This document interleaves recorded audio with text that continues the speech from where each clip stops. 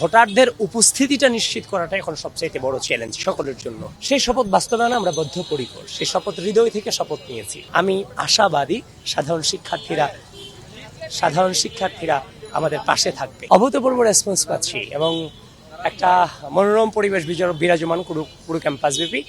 আমরা আশা রাখছি ঢাকা বিশ্ববিদ্যালয়ের প্রত্যেকটা শিক্ষার্থী তাদের ভোট প্রয়োগ করার জন্য আসবেন।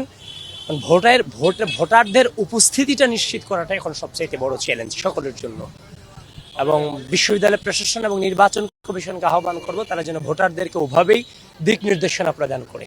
সেই শপথ বাস্তবায়নে আমরা বদ্ধপরিকর, সেই শপথ হৃদয় থেকে শপথ নিয়েছি এবং যে শপথগুলো নিয়েছি সেগুলোকে ফেস করে আজকের এই জায়গাটাতে দাঁড়িয়ে আছে। সুতরাং সেই শপথগুলো যেগুলো নিয়েছি সেগুলোর ইম্প্যাক্টটা কতটা জঘন্য সেটাকে ধারণ করেই কিন্তু এই শপথগুলো নিয়েছে। সুতরাং আমরা সেটা বাস্তবায়ন করবো ইনশাআল্লাহ। আমরা তো বারবার বলে আসছি, বিশেষ করে আমি বলে আসছি বারবার যে আমি কোনো অভিযোগের দিকে যেতে চাই না।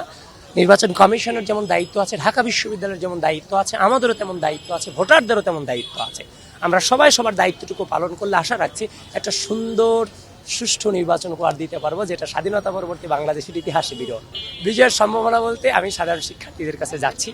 আমার কাজ, আমি যেহেতু ঢাকা বিশ্ববিদ্যালয়ে ডাকসু নির্বাচন করছি, সাধারণ শিক্ষার্থীদের প্রতিনিধি হওয়ার চেষ্টা করে যাচ্ছি। সাধারণ শিক্ষার্থীদের সাথে আমি আমার সখ্যতা বাড়াচ্ছি, ডোর টু ডোর যাচ্ছি। আমি আশাবাদী সাধারণ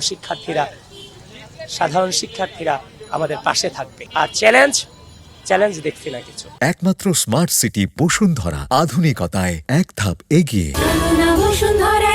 হ্যাঁ, প্রচারণার আরো সময়ের প্রয়োজন ছিল। আমরা চেষ্টা করে যাচ্ছি। আমাদের প্রচারণার যে সময়টুকু পেয়েছি সেই সময় থেকে শুরু করে আজ পর্যন্ত একটা সেকেন্ড এই প্রচারণার বাইরে কাটাইনি। সাধারণ শিক্ষার্থীদের কাছে পৌঁছানোর চেষ্টা করেছি, কিন্তু হয়তো 40,000 স্টুডেন্টের কাছে পৌঁছাতে পারিনি। তবে সেটা হচ্ছে যে প্রচারণার সময় না পাওয়ার কারণে সেটুকু হয়েছে। প্রচারণার সময় আর একটু বাড়ানোর প্রয়োজন ছিল।